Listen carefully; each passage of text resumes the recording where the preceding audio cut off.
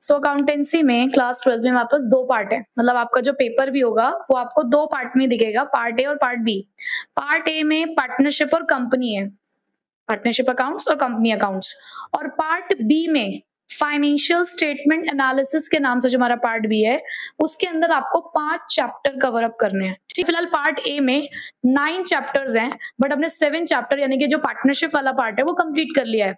अभी कंपनी वाला अकाउंट हमने अभी साइड में रखा है, उसे भी करेंगे। फिर तो पहले थोड़ा सा इजी वाला पार्ट स्टार्ट करते हैं, पार्ट बी। थोड़ा सा कुछ जो आपके हल्के वाले चैप्टर्स हैं वो कर लेते हैं, फिर स्टार्ट करेंगे अच्छे से इशू ऑफ शेयर्स, क्योंकि अभी एग्जाम्स भी चल रहे हैं, तो एग्जाम्स के बीच में थोड़े से हल्के हल्के से चैप्टर्स है, समझ ही लोगे तो उतने से ही आपका काम चल जाएगा। ठीक है, सो चैप्टर नंबर 1 है हमारा financial statements of a company. किसी भी कंपनी की फाइनेंशियल स्टेटमेंट्स क्या होती हैं, कैसे होती है, कैसे बनाई जाती है। अब तक जब आप पार्टनरशिप में थे, पहले क्लास 11th की बात करते हैं, कॉमर्स के बचपन की बात करते हैं।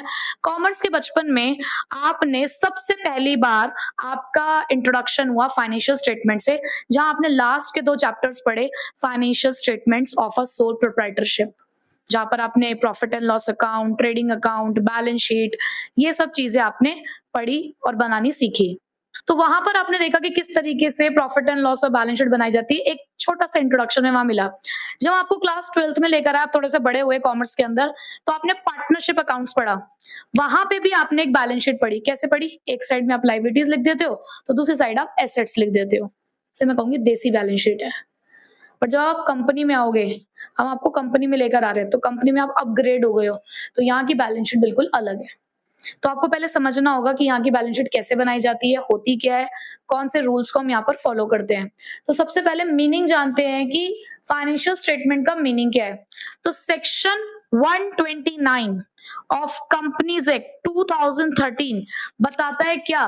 Prescribes that balance sheet and profit and loss account are prepared in form prescribed in schedule 3 of companies act 2013। देखो, ये कोई ऐसी बैलेंस शीट नहीं है कि आपका जब मन चाहा, जहां मन चाहा आपने इसको बना दिया, कोई सी भी चीज आपने कहीं पर भी लिख दी, ऐसे नहीं होगा।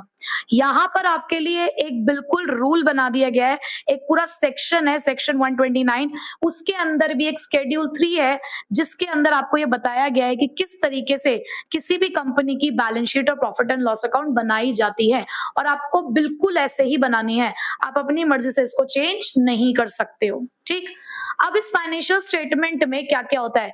अ set of financial statement as per section 2 sub section 40 of companies act 2013 include. इस फाइनेंशियल स्टेटमेंट में पूरा सेट है, यानी कि ये नहीं है कि एक ही चीज है, आपको 4 चीजें बनानी होती है फाइनेंशियल स्टेटमेंट में। अब तक जो आपने पढ़ा वो क्या जानते हो? आप सिर्फ प्रॉफिट एंड लॉस और बैलेंस शीट को जानते हो, बट आज आप थोड़ी सी और नई चीजें भी सीखोगे। आपको सबसे पहली चीज यहाँ पे बनानी होती है बैलेंस शीट, दूसरी प्रॉफिट एंड लॉस अकाउंट, तीसरा नोट्स टू अकाउंट्स, पहले कभी नहीं सुना, अब सुनोगे। फोर्थ है हमारे पास कैश फ्लो स्टेटमेंट, और इसके ऊपर तो पूरा चैप्टर ही पढ़ना है हमको। ठीक है, सबसे पहले बात करते हैं बैलेंस शीट की। बैलेंस शीट क्या होती है? क्या है बैलेंस शीट? एसेट, जहां पर आप एसेट्स और लाइबिलिटीज लिखते हो, ये एक स्टेटमेंट है, ये कोई अकाउंट नहीं है, ये क्या है? जस्ट एक स्टेटमेंट है। किस चीज की? एसेट्स, लाइबिलिटीज, और यहाँ पर एक और चीज देख लो, and equity at a given date. तो यहाँ पर आप इसे पर्टिकुलर डेट पे बनाते हो। क्या बताती है ये? It shows the financial position. किसी भी कंपनी की फाइनेंशियल पोजीशन के बारे में अगर हमें जानना है तो हम बैलेंस शीट बनाते हैं। जैसे किसी भी, कहते हैं ना, किसी पर्सन के बारे में अगर आपको जानना है कि वो पर्सन कितना वेल्दी है, तो हम देखते हैं ना उसकी प्रॉपर्टी कितनी है, उसका बैंक बैलेंस कितना है, उसकी देनदारी कितनी है, तो बस बैलेंस शीट में बिल्कुल यही बताती है। ठीक है, और इसका दूसरा नाम, एक होता है स्कूल का नाम, एक होता है घर का नाम ना, तो मेनली हम इसे ऑफिशियली जानते हैं बैलेंस शीट के नाम से, बट इसका एक और नाम भी है पोजीशन स्टेटमेंट। बिल्कुल आपको आईने की तरह साफ दिखाती है, आपकी पोजीशन बताती है कि आप कहाँ स्टैंड करते हो। ठीक है, आप बहुत दिखा रहे हो, आप कहते हो आपकी बैलेंस शीट का टोटल कितना है? 12 करोड़ है। अब उस 12 करोड़ में क्या क्या है वो तो बैलेंस शीट ही बताएगी ना, तो पूरा एग्जैक्ट आपकी पोजीशन बता देती है ये। Second, profit and loss account. Profit and loss account क्या बताता है? फाइनेंशियल परफॉर्मेंस बताता है, यानी कि ये रिजल्ट बताएगा कि आप जो काम कर रहे हो ना, उस काम का आउटकम क्या निकल कर आ रहा है, आप प्रॉफिट पे हो या आप लॉस पे हो। एक अकाउंटिंग पीरियड के अंदर आपकी बिजनेस की परफॉर्मेंस कैसी चल रही है, बेसिकली वो आपको ये बताएगा। और इसका भी दूसरा नाम होता है इनकम स्टेटमेंट। क्योंकि यहाँ सारे एक्सपेंसेस और इनकम ही लिखी जाती हैं, तो ये यही बताएगा कि आपकी इनकम स्टेटमेंट क्या है। ठीक है, ये दो तो हमें पता थे। अब आती है बात नोट्स टू अकाउंट्स पे। देखो मैंने कहा कि ये है ना, आप एक upgraded version of financial statements पे हो, तो यहाँ पर ना हर चीज बहुत ही डिटेल में बताई जाती है। तो एक प्रॉपर हमारे पास फॉर्मेट होता है बैलेंस शीट और प्रॉफिट एंड लॉस का, वहां मेन मेन चीजें लिखते हैं, बट उनकी जो फर्दर डिटेल्स होती है वो डिटेल्स हम लोग लिखते हैं कहाँ पर, नोट्स टू अकाउंट्स के अंदर। बात समझ आ रही है? आप जैसे बोलते हो ना नेट सेल्स, अब तक आप बोलते हो नेट सेल्स, नेट सेल्स का मतलब क्या होता है, सेल्स माइनस सेल्स रिटर्न। तो जब मैं प्रॉफिट एंड लॉस अकाउंट में लिखूंगी ना नेट सेल्स, तो मैं सिर्फ नेट सेल्स लिखूंगी, लेकिन उसमें सेल्स कितनी थी और रिटर्न कितनी थी उस चीज का डिस्क्रिप्शन मैं नोट्स टू अकाउंट्स में दूंगी। आप लोग यहाँ पर अब तक बैलेंस शीट में डेटर्स में से ही लेस कर देते हो provision for doubtful debts, but अब ये काम हम ऐसे नहीं करेंगे। हम वहां पर तो डेटर्स ही लिखेंगे, बट वो प्रोविजंस कितने हैं, कितना माइनस किया हमने, कैसे किया, वो सारी डिटेल हम कहाँ देंगे, नोट्स टू अकाउंट्स। तो नोट्स टू अकाउंट्स क्या है कि जो भी आपकी बैलेंस शीट है, प्रॉफिट एंड लॉस अकाउंट है, उसको हम सपोर्ट करते हैं किससे, कुछ नोट्स के थ्रू जो डिटेल्स देते हैं उन सभी आइटम्स का जो बैलेंस शीट और प्रॉफिट एंड लॉस में लिखी गई है। ठीक, नेक्स्ट कैश फ्लो स्टेटमेंट, नाम से ही पता चल रहा है ना, कैश का फ्लो बताता है, इनफ्लो और आउटफ्लो। तो ये एक ऐसी स्टेटमेंट है जो अकाउंटिंग स्टैंडर्ड 3 के अकॉर्डिंग बनाई जाती है। इसके अंदर हम दिखाते हैं इनफ्लो एंड आउटफ्लो किसका, कैश और कैश इक्विवेलेंट का। अभी कैश और कैश इक्विवेलेंट क्या है, कैश तो पता चल रहा है, कैश इक्विवेलेंट क्या है, उसी के बराबर माने जाने वाली चीजें। बहुत डिटेल में हमें पूरा चैप्टर पढ़ना है, तो इसका तो हम जो भी बातचीत है इसकी वो वहीं पे करेंगे। सिर्फ इतना समझ लो कि हमारे पास फाइनेंशियल स्टेटमेंट्स होती हैं, किसके अकॉर्डिंग बनाते हैं, सेक्शन 129 ऑफ कंपनीज एक्ट 2013, उसके अंदर भी कौन सा शेड्यूल है, शेड्यूल 3। ठीक, कितनी चीजें बनाते हैं, 4 चीजें बनाते हैं, balance sheet, profit and loss account, notes to accounts और कैश फ्लो स्टेटमेंट।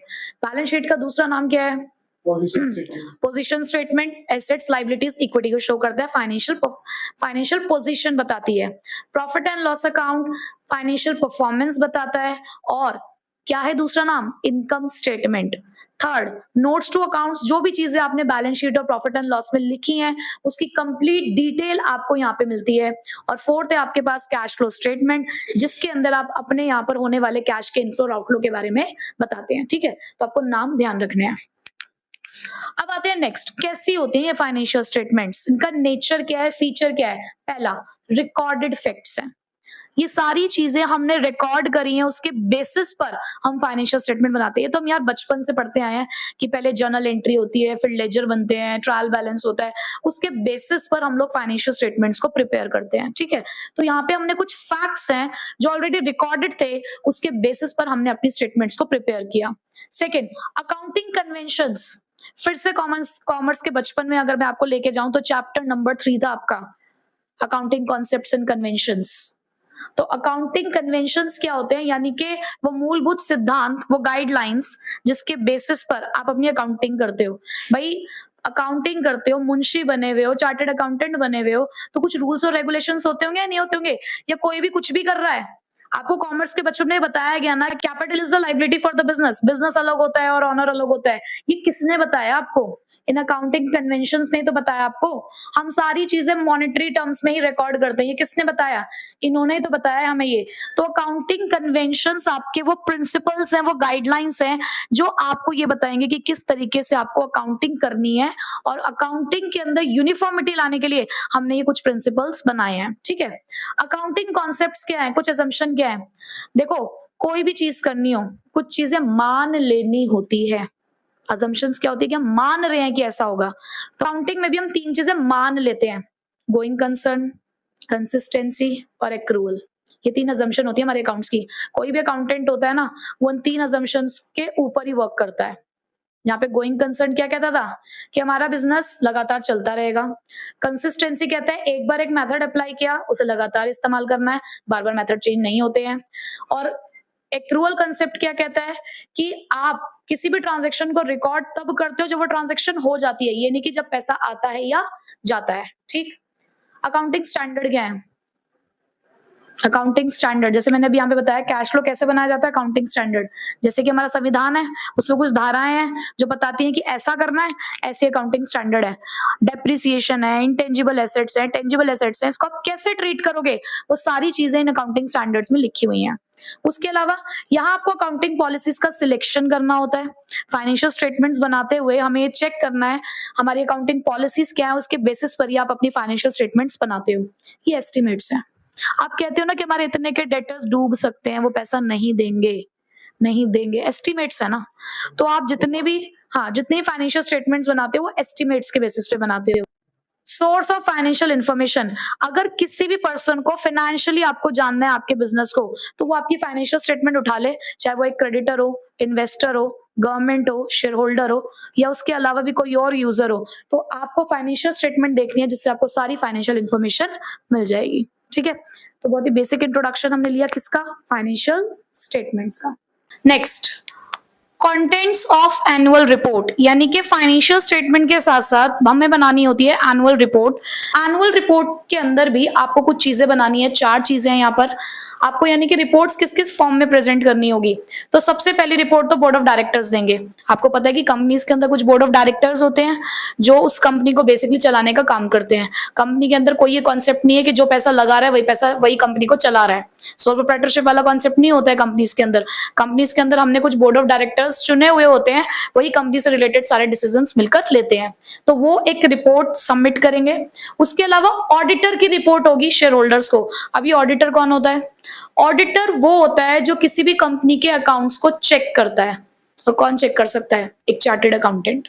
ठीक है, तो एक चार्टेड अकाउंटेंट भी क्या करता है, अपने ठप्पा लगाता है, उसके सिग्नेचर होते हैं, उसके बाद ही गाड़ी आगे चलेगी। ठीक है, तो ऑडिटर की रिपोर्ट जाएगी शेयर होल्डर्स को।